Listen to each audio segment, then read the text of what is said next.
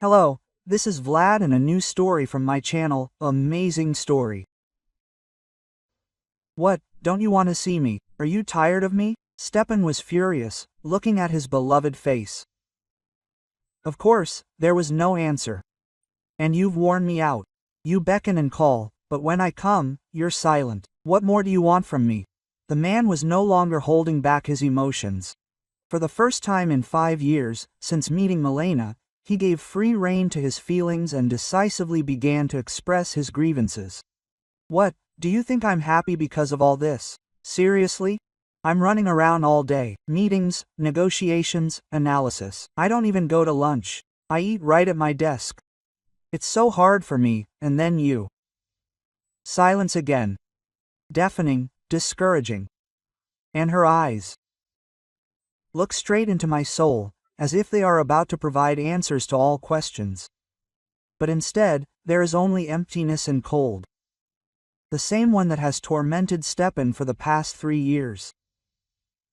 Milena, my Lenachka, please let me go, the man pleaded. Don't you understand how hard this is for me? For a moment, Stepan thought she smiled. He blinked in fear and shook his head. No, they were still looking at her the same way.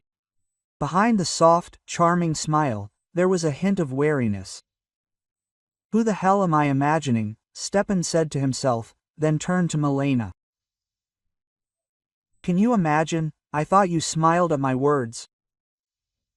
And she really did smile. A child's voice behind him made him literally jump up and scream. It was the first strong emotion in 3 years.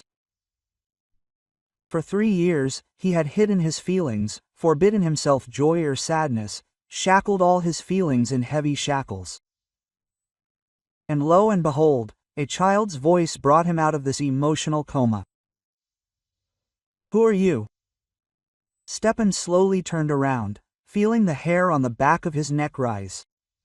Zoya, a little girl, about 7 years old, stood before him, speaking slightly haltingly, as if she'd just lost her baby teeth. And what are you doing here? Stepan glanced around. There weren't any adults in sight. I'm eating candy, and then talking to them. Zoya nodded at Milena. Where are your parents? Mom's sleeping. Dad disappeared again a week ago. And if you have any more candy or cookies, give them to me instead. She doesn't like them. Quote. Stepan wanted to grab the girl and take her far away from here, hand her over to her parents, or send her to an orphanage. Anything, just so the child wouldn't be standing in the cemetery at sunset and eating candy left on the graves. Zoya, won't Mom worry when she wakes up? No, she won't. Well, if I don't bring cookies, she'll scold me. What nonsense, Stepan muttered. Wait, why did you say she was smiling and that she didn't like cookies? I don't know, that's just how it seems to me. I often look at this photograph and I've seen you a few times. You come over on Friday evenings, but I've never seen you talk to her.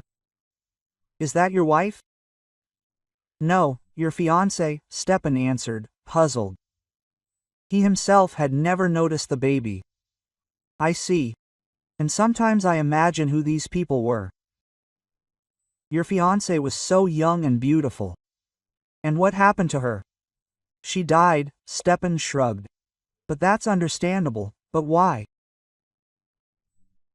You're asking some strange questions, Stepan was indignant, and then shouted, as he once shouted at Milena. I don't have to report to you. I simply asked. Actually, could you be more respectful? Why are you yelling at me? The girl looked at him with pain in her eyes. Stepan was dumbfounded.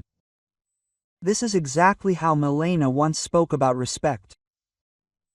And the pain in her eyes was the same, as if she was about to burst into tears. Sorry, I lost my temper. Okay, I forgive you, but don't do it again. What do you mean, more? But you'll come again, right? See you then. Stepan looked closely at the little girl. The last 3 years after Milena passed away, he lived as if in a fog.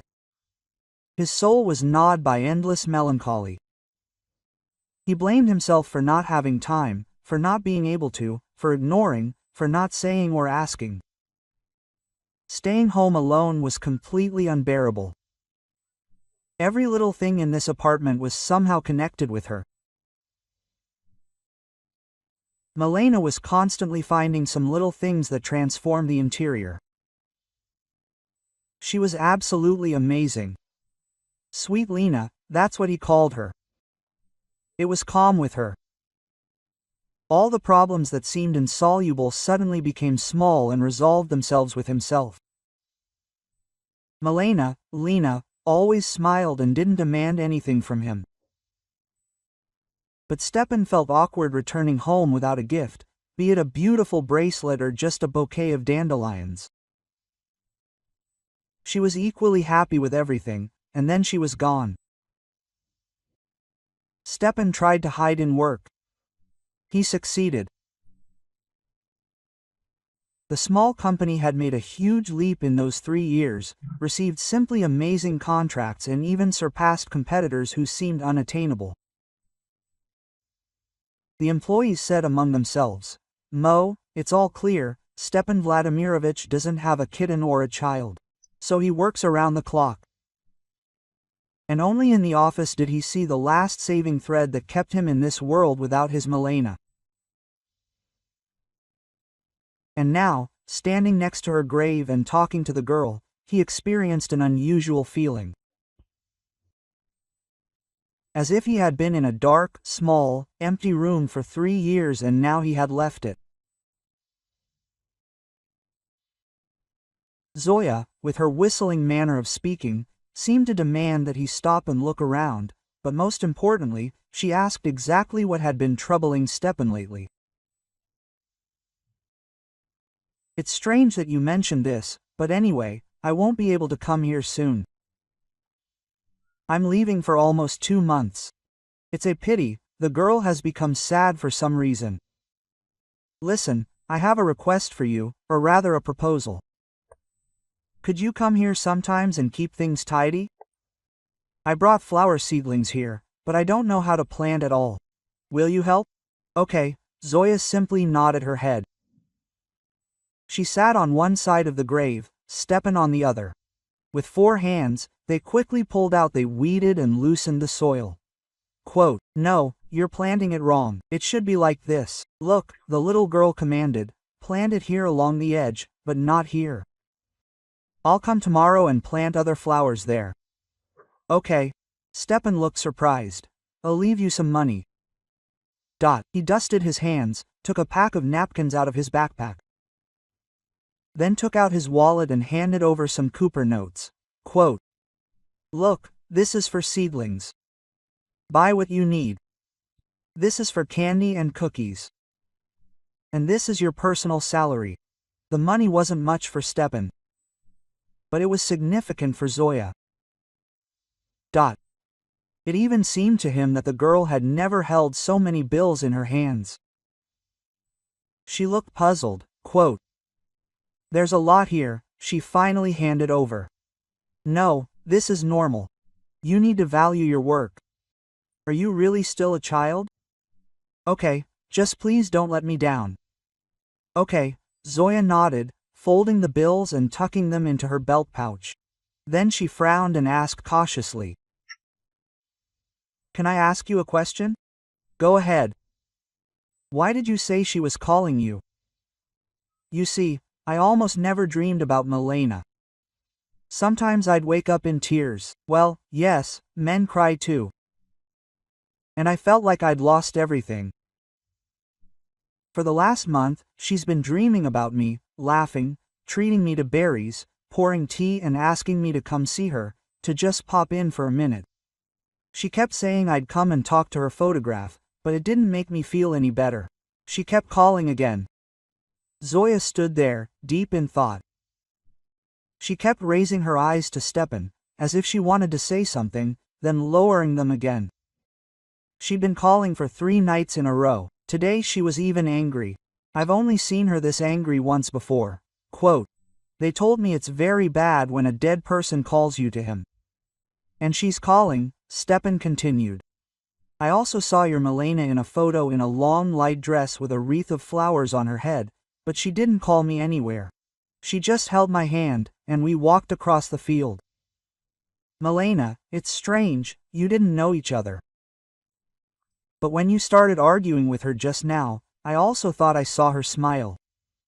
It really is some kind of devilry, but it's okay with me, my nerves are on edge, that's why I'm imagining things.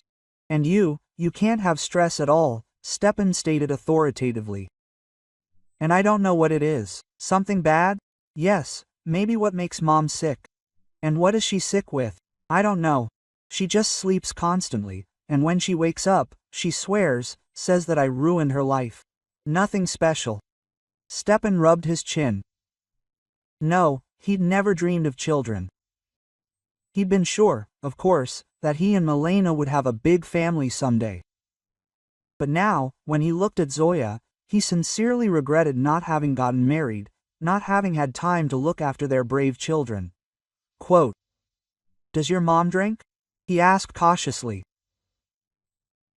Zoya didn't answer, but from the deep blush that went all the way to the tips of her ears, it was clear he'd hit the nail on the head. Quote, "Zoya, so, shall we make a deal? While I'm gone, you'll keep an eye on Lena's grave." Well, yes, I promised, she nodded. Well, see you then.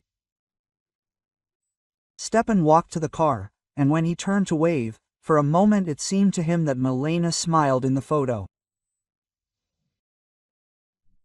The 2-month business trip stretched into 4. Stepan worked on a new project with the drive and excitement he only experienced with Milena. But now it didn't weigh on him, rather, it seemed to spur him on, to give him strength. He thought about Zoya often. Well, it seemed like a small episode, an insignificant encounter. But how she'd stuck with him. He often thought about Uzo's sad fate. Now she, the little beggar, was going around graves in the evenings collecting treats, and then, probably, she'd start stealing to feed her mother. And then? He tried not to think about what might happen next. Quote, "Yeah, you're so hung up on this Zoya," Stepan said out loud. "Your name was Stepan Vladimirovich." His assistant immediately appeared in the doorway of his office. "No, I'm just talking to myself." "Go on," he replied calmly. Then he grinned. Well, he'd started talking out loud about some girl too. "No, I still have to help somehow," Stepan said again.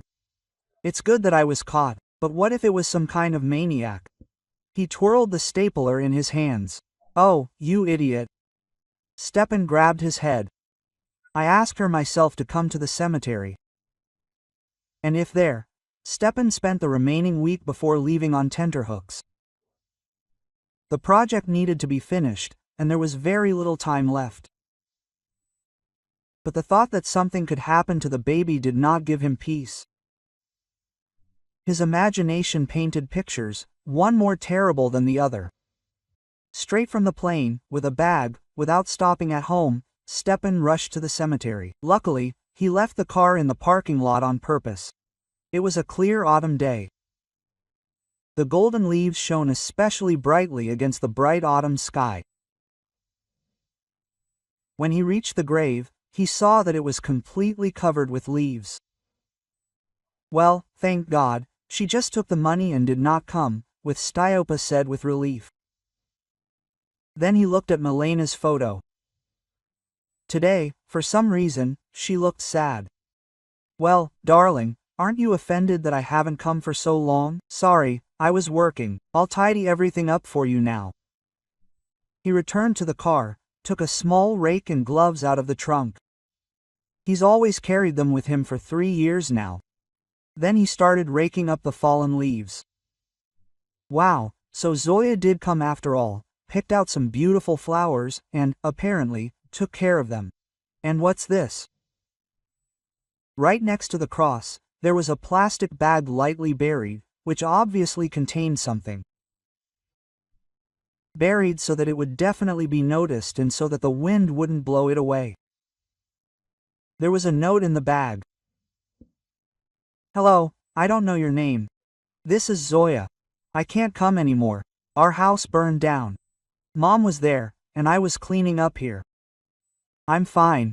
The woman from the guardianship authorities allowed me to go to the cemetery to say goodbye to relatives. I came and said goodbye to Milena. Now I'm in the orphanage. Goodbye. Stepan thought. What did he have to say to the child protection workers to get her to go to the cemetery with the child? And why to Milena? Zoya didn't give him any peace in his letter. The dreams became disturbing again.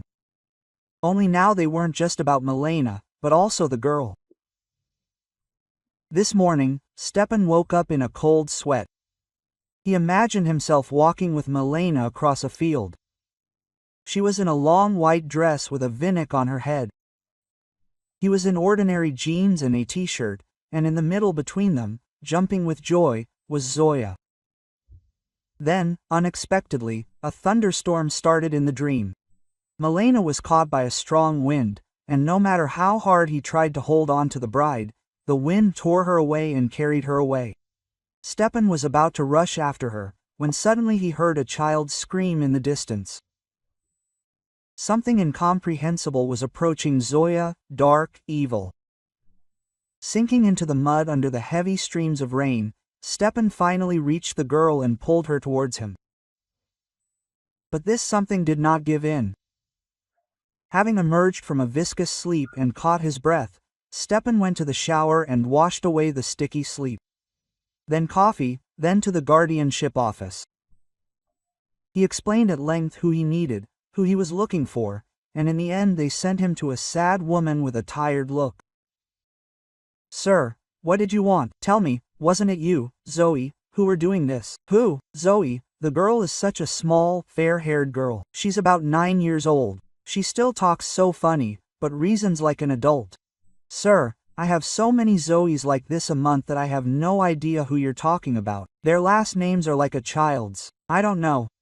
Well, then I can't help you. Why? Well, why? A strange man is interested in an orphan girl. Everything is as it should be, the employee said sarcastically. Guardianship. Are you crazy? Stepan was indignant as soon as he got the hint. I am not. And you? The woman asked just as apologetically. Do you understand? I accidentally met her at the cemetery near the bride's grave. I wanted to support her, gave her money so that she could buy food, and asked her to look after the grave. Oh, I see, the woman smiled. Zoya, well, of course, such a darling. And what a fate. And you are really nobody? Yes, exactly. I can't get it out of my head for 3 weeks. That's right. 3 weeks ago they had a fire. Thank God Zoya went to your grave. A random friend of her mother decided to get revenge on her for something. He doused the house with gasoline in broad daylight and set it on fire.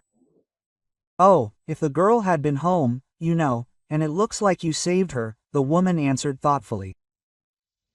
Listen, how can I find out where she is now? No way. You are nobody to her. Oh, you'll have to gather so many documents just to be allowed to take her home for the weekend. I'm not even talking about guardianship. What guardianship? Quote. Stepan frowned. Isn't that why you came? The woman asked slyly. Of course not. Just oh yeah, for that, Stepan sighed. Oh, okay, poor thing. At least on wheels? Yes, Stepan nodded. Let's go. I still need to take the documents, but then I'll tell you how to get guardianship. Quote. They drove in silence, and when they reached the center where Zoya was, Stepan couldn't find the strength to get out of the car. For some reason, it seemed to him that Milena had brought him here. As if the bride had asked him to take care of the little girl, the very one who was now alone in the whole world. Well, Daddy, are we going or what? What kind of dad am I to you? Quote. Stepan began. The most ordinary one. I can see the future parents in my eyes. Let's go, Zoya, waiting. Stepan got out of the car and saw Zoya flying towards him. A little girl with a big heart. As it turned out, Zoya was trying to give the largest bill he gave her to a woman from Child Welfare Services so she could take her to the cemetery. The woman was understanding, so she took the little girl just like that. And a year later, when Styopa married Zoya's very kind teacher, and, of course, they adopted the girl, Milena appeared in his dream for the last time and left with a silent smile.